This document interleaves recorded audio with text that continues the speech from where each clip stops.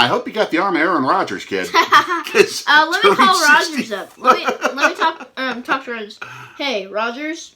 Yep. Can you come to Houston? Okay, yeah, I got you. Hey, everybody. My name is Anthony. And I am Daddy. What's the series called? The Game Plan, presented by Sorgy Stories. And what's Game Plan about, bud? The cities we haven't been to for a baseball road trip. The stuff we should do there, and that maybe you should do there as well. It's about giving you travel tips as well as helping ourselves find the travel tips when we go on Milwaukee Brewers road trips. We've been to 12 Major League Stadiums for Brewers games. We still have 18 to go in 17 different cities, one of them being Houston. Before we get to our top 5 things, though, we need to do an honorable mention for one thing that we absolutely would love to do, but typically doesn't happen during the baseball season. Yeah. What is it? The Houston Livestock Show and Rodeo. This is not just a regular rodeo. This is not just a regular livestock show and fair. It is the world's largest rodeo. It goes for 19 days in early March. You know how big Summerfest is here in Milwaukee and how big State Fair is? You get 1 million people? Yeah. Double it. Houston's Livestock Show and Rodeo get 2 million people a year. They take up the entire Astro complex in the southern part of the city of Houston, turn it into a state fair on steroids, host one of the World Barbecue Cooking Championships, and every night at a place that we're going to mention coming up, they have an actual rodeo competition followed by a huge country music concert. 70,000 people will be there every night for this thing. That's big. That's big. The problem is that it happens during early March, which is before the baseball season starts. Yeah, baseball season usually starts the last week of March, first week of April. The only way we'd be able to pull off going to this thing would be as if we go to the tail end of it, like at the last weekend of the rodeo, and there's a few days in between, and then the Brewers would open the season in Houston for opening day. Chances aren't too good of that because that's a 1 in 30 chance. And we got to work in a school schedule. Yeah. So the odds are against it, but if you do go during the off baseball season, that's definitely something to check out. But we're going to go in alphabetical order with each of our picks. First, your top 5. And your number 1 is rated the number 1 of its kind in the United States by Parents Magazine. It is the Children's Museum of Houston. It is huge. They always say things are bigger in Texas, so. They do. This thing takes up a whole city block. It is massive, and there are a few things that you've researched that you'll love about it. Kidtropolis. It's a city run by kids, and kids essentially own it because you can essentially work there. And you get a small amount of what it takes to run a city. Think about the work that a mayor does, yeah, or that a business owner does. You get just a small smidge of it. Teaches kids that, and also something else you like. The Inventor's Workshop. So it's got machines, musical instruments, and it makes you think creatively, which is awesome. And you're going to do things and you're going to make mistakes when you try and figure stuff out, but that teaches you how to make something right. Like I always say sometimes, if you get something 10% right with your ideas, yeah, you've got something. Yeah. You've got something. So that's a great place to learn. Number 2 is also part of this massive area of Houston that is part of the museum district. This actually may be a little bit outside it, but they are known for their museums, and they have another one. The Downtown Aquarium. So they have real sharks, not fake shark-looking fish or anything. And then you can actually ride a train through the middle of the shark tank, and there's glass in between you and the sharks. Through the middle of a shark tank. But that sounds awesome, and I Yes. would not be scared. I would totally not be scared, let me tell you, because I know there's glass. What other aquarium also has a 17th century Spanish shipwreck that you could check That means out? it's from the 1600s. Yep. That's crazy. Exactly, and they replicated it, or they brought the ship, we'd have to really research it, and stuck it right smack dab in this aquarium. What other aquarium also has tigers? Nearby, downtown area is where we really want to go on our road trip. Yes, Maid park, the Crawford boxes. Mm-hmm. 4 levels of restaurants in center field, and it's home to the Astros. And I know some of you might be mad because they cheated, but we forgive them, you know? Yeah, I mean, we're not happy with it. We're not happy with what happened with the Major League Baseball ruling, but what's done is done. They've got a train that, for every Astros home run, goes from one side of left field to the other, and it's to honor Union Station. Yeah, the train station there is where the stadium is now, and, you know, they've got some amazing stuff. They even, I'm pretty sure, have in center field a gas pump that shows you how many Astros home runs have been hit there. What's amazing about that stadium, too, is the architecture. It is a retractable roof stadium. Miller Park here in Milwaukee's retractable roof, but it's different in its styling. And because of the way that where downtown lies, where the skyline is, they actually made glass on the western side of the stadium. Yeah. So if you're there during like a 6 p.m. first pitch, the sunlight just beams and sort of comes right off the downtown skyline, right into the stadium. It is this beautiful sight. One of the most beautiful in baseball in that sense. Yeah, and, you know, Globe Life Field, the new Ranger Stadium, looks a lot like it, which I think is really interesting. Also, the food there. When you go to Texas, you gotta have a lot of good Tex-Mex cuisine. They've got it there. You've got everything from street tacos to burritos to pupusas. What? What are pupusas? It is, I believe, a Central American type of cuisine. I think you've had some here in Milwaukee. Never heard of them. Salvadoran cuisine. Yes, they also have chicken tenders and Cookie dough. Chicken tenders. Number 4, on a completely different tangent from chicken tenders, though, is another stadium. It's part of where the Houston Livestock and Rodeo show happens to be. It is NRG Stadium, and it's not NRG, it's NRG. Yeah, right next to the Astrodome, if you're trying to figure out where it is. Home to J.J. Watt, one of my favorite players in the NFL. Pewaukee, Wisconsin's own J.J. Watt, University of Wisconsin alumnus as well. It is the first NFL stadium with a retractable roof ever. It was built in the early 2000s. It's hosted a couple of the Super Bowls. Why do you think that both they and the home of the Astros have retractable roofs in their stadiums? Well, number 1, hurricanes can hit Houston, so you want to protect your stadium from a hurricane. And then number 2, it can rain, and it can be really hot. That's the big reason. Number 3 is the real reason. You want air conditioning. Oh yeah, and same thing in Dallas, because in Texas, it can be a day game, and it can be 100 degrees. 100 degrees, you can get up to 110. You've experienced 110 in Phoenix. This is with 110 with Gulf humidity. Oh no! That's so why they're much air-conditioned. worse. That's why they're air-conditioned. I hate when it's 100 here in Milwaukee with that humidity. Like, I will not go outside.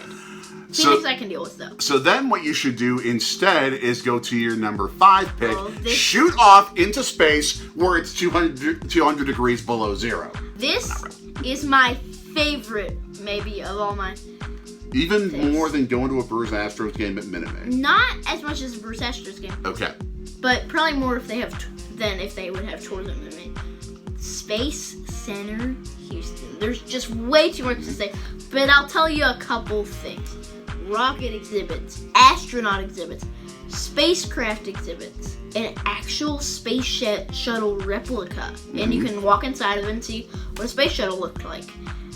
You can actually have, first, it'd be $65 for you, $41 for me, but you can have lunch with the astronaut. It's worth the investment. It actually costs some money, but for $80 per person, you can actually go in to the mission control rooms. For NASA, the National Aeronautics and Space Administration, that's the arm of the government that sends astronauts into space, that sends satellites into space. It's been based in Houston since the late 1950s. That's why you always hear in conversation, Houston Space Shuttle Columbia or Space Shuttle Tony or whatever it may happen to be. Yeah. That's why they always say Houston, because that is where NASA's Mission Control is based. That's where astronaut training is as well. And to get that part of history and that part of what has made so much of American culture in the last half century or more, it just knocks it out of the park, literally and figuratively. I probably would have picked that in my top 5, but because we give you first dibs, I now make my picks for top 5 from the quote-unquote leftovers. Number 1 is actually going to be a place for another sporting event. BBVA Stadium. It is the home of 2 different soccer teams. The Houston Dynamo of Major League Soccer and the Houston Dash of the National Women's Soccer League, one of the up-and-coming sports leagues in the United States. Yep, love watching that league. When you sit in that stadium, if you sit on the sunny side during the evenings, you might bake, but you get a spectacular view of downtown Houston if you sit in the right up corner in the upper seats. But even though it doesn't have a roof on it, they still blast you with air conditioning. Like from below you, or how? I don't know if it's above from the roof or if it's below. Maybe they do air-conditioned seats. Perhaps. That's a smart way to do it. But they find a way for you to keep comfortable even when it's the supreme heat of summer and it's a day game. They try and keep you comfortable. They also got a lot of local cuisine, tons of street tacos, tons of burritos. The Texas and Mexican influence on cuisine there. We're going to show you that a lot more when we get to our Houston restaurants video. But again, that's a blast to check out. Yeah. A soccer game at a place like this. My number 2 takes us to the history of the United States military and the history of civil rights in this country. It's the Buffalo Soldiers National Museum. Major League Baseball, was it integrated?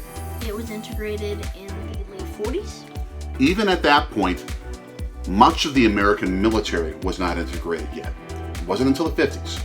Wow, that's sad. So they had African Americans fighting in separate infantry units within the Army and other units within the U.S. military. You talk about the Tuskegee Airmen, particularly in World War II.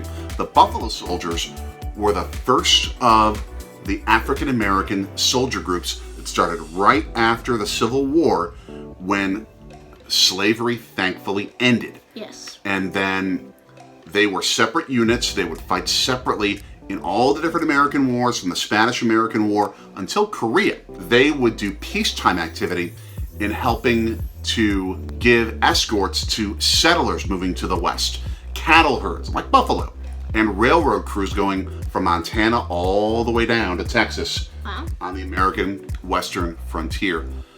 That, I think, can be a really moving experience. My number 3 is a big old wall of water. Wow. It is the Gerald Hines Waterwall Park. Think of a waterfall that's curved like half a circle. Yep. And it's nearly twice the height of the Green Monster in Boston. How tall is the Green Monster? About 37 feet. Now, this isn't 74 feet, it's about 64 feet. Okay. Think of like a 5-story tower, and all you see is waterfall. That sounds awesome, and I almost picked this. And when I was looking at these pictures, the way that they have where you enter it, so you enter it, and then you can actually see the water and probably feel some water, throw some pennies in. My goal would probably be to throw a penny all the way from the top, or to the top, or here's my other idea. Okay. A floating baseball. You can actually buy floating baseballs. Ooh. Throw it all the way to the top, and it'll go down. They use the floating baseballs in McCovey Cove to practice, the ball hawkers. That's it, out there on their kayaks, dude. I hope you got the arm of Aaron Rodgers, kid. Let me call Rogers up. Let me talk to Rogers. Hey, Rogers? Yep. Can you come to Houston? Okay, yeah, I got you. Nice. My number 4 takes you to some of the Houston art districts where they have a lot of street art, a lot of graffiti art that's been commissioned within the city.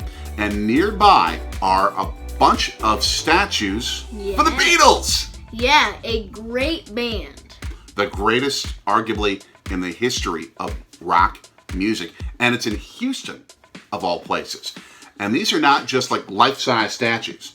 These things are like 35 feet tall. Wow. And did the Beatles ever perform in Houston or something? Okay, so that might be why. I believe they performed in the Astrodome in the first year that it went up in 1965. Wow. At night, they have a whole bunch of different color displays, which are really fun, really cool to check out if you're there during the evening. So definitely something to look at. My number 5 goes back to the Museum District in Houston, and it might be the most well-known attraction outside of sports and rodeo that Houston has. It is the Houston Museum of National Science. It's ranked as one of the best on the planet, at least in America. They have some really cool exhibits. Among them, right now as we tape this, they have exhibitions on Mars, on the ancient Stonehenge stone formations in Britain, and the first ever basketball game. Yeah, the first ever basketball game and just the history of basketball in general. They also have one of the largest collections of dinosaur skeletons ever. They have a big ancient Egypt exhibit and a lot of stuff from Native American artifacts going all the way from Alaska to Peru. So thousands of miles worth of artifacts to check out in that place, and it's all part of this massive museum district with so many different options to check out. And by the way, with this museum district in Houston, they also have, and I just discovered it before we started this taping, it's small, but America's first weather museum. Oh my gosh, that... If I would have known about it, I probably would have put it on my list. My apologies. It's alright. I mean, I will look it up really quick here. Now, I don't think we can see it on the map, but I'm going to throw in a link so you can at least see it because I once we get to love that weather. point. I love weather.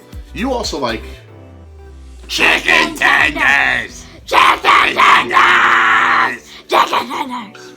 He likes that a little bit. Oh, I love those. And we got a video coming up that'll showcase some of the best. And some cheese sticks. In Houston, some of Houston's best cuisine. That's coming up next week. So what do you do in order to find out when it's coming? Like, share, subscribe, hit the bell, ding, ding, ding, and then you need to go into the description. And you also need to comment. Let us know your favorite things to do in Houston. For little buddy, I'm Daddy. Take us out, will you? So long from Milwaukee. Cheers, everybody.